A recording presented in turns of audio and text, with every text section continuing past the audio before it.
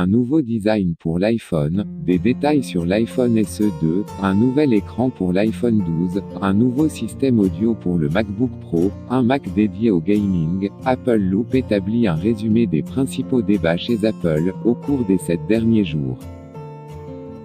Apple révèle le nouveau design de l'iPhone. À la veille de Noël, Apple a breveté un certain nombre de designs au Japon, qui visent 2 changements radicaux concernant l'écran. Un potentiel qui pourrait changer le look de l'iPhone 12. Voici les nouvelles particularités. Des contours d'iPhone au design rouge, confirment les rumeurs, notamment concernant le modèle WS3DIOPTER de l'iPhone 12 Pro. L'écran abandonne les coins arrondis des modèles iPhone actuels et renvoie au design carré de l'iPhone 8. De plus, les contours de l'écran ont été réduits autant que possible. La question de l'encoche éveille de nombreux doutes. Aucun signe d'une caméra pop-up, donc les caméras avant et la technologie facette sont soit nichées sous la petite encoche se situant tout en haut de l'écran, soit sous l'écran lui-même. Cette hypothèse est plus probable. Étant donné que la découpe du haut-parleur est apparente, il y a de fortes chances que le montage sous l'écran soit ici la technologie clé. Plus de détails sur l'iPhone SE 2. Plusieurs rumeurs concernant le présumé iPhone SE 2 ont surgi cette semaine, y compris le potentiel d'un deuxième combiné. Étant donné que beaucoup s'attendent à ce que l'iPhone SE 2 soit lancé en mars et inspiré du design de l'iPhone 8, on pourrait imaginer un iPhone SE 2 Plus. Compte rendu de Tim Hardwick.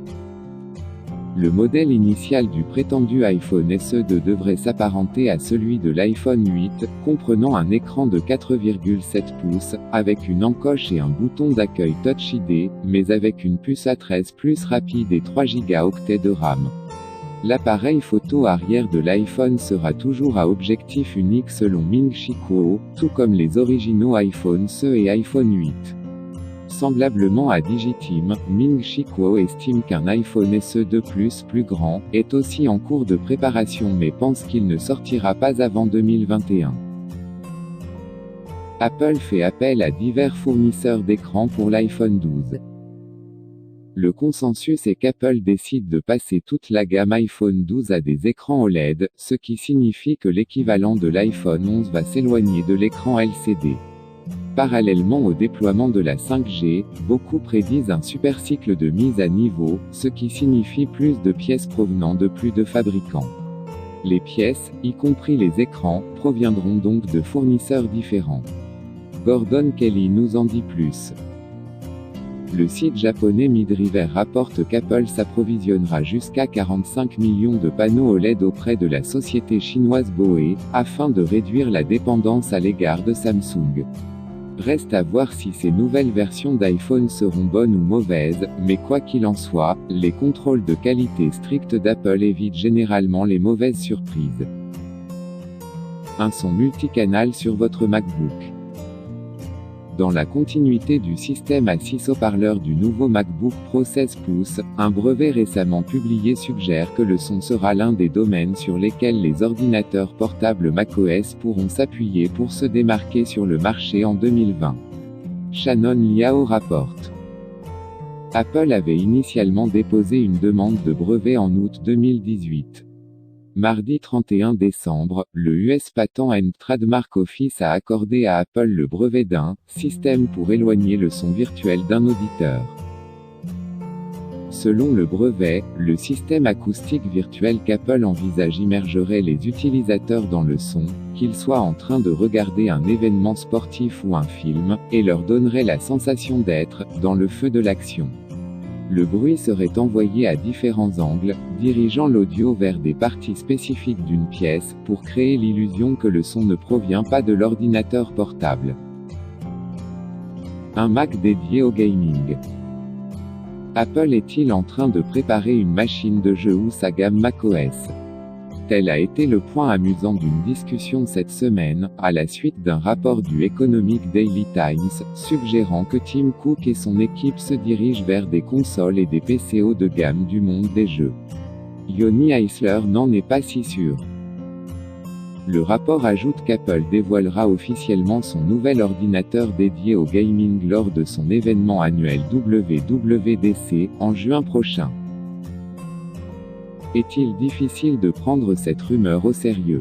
Complètement. Tout de même, si vous m'aviez annoncé 5 ans plus tôt qu'Apple se lançait dans la réalisation de ses propres émissions TV ou lancerait un service d'abonnement pour les jeux mobiles, j'aurais trouvé cela aussi absurde. Apple augmente ses exigences concernant les applications macOS tierces.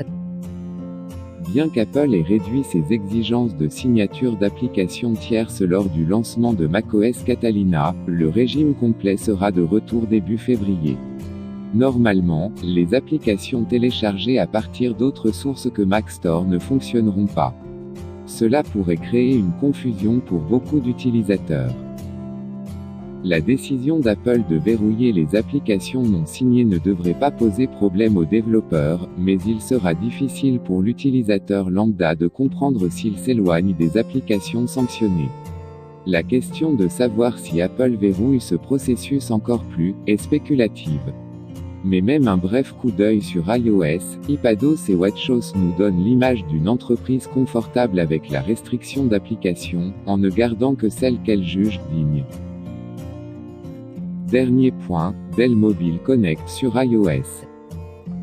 L'application Dell Mobile Connect, qui permet aux utilisateurs Android de voir leurs notifications, appels et le transfert de fichiers sur leur bureau, sera disponible avec iOS plus tard cette année. Jay Peters rapporte.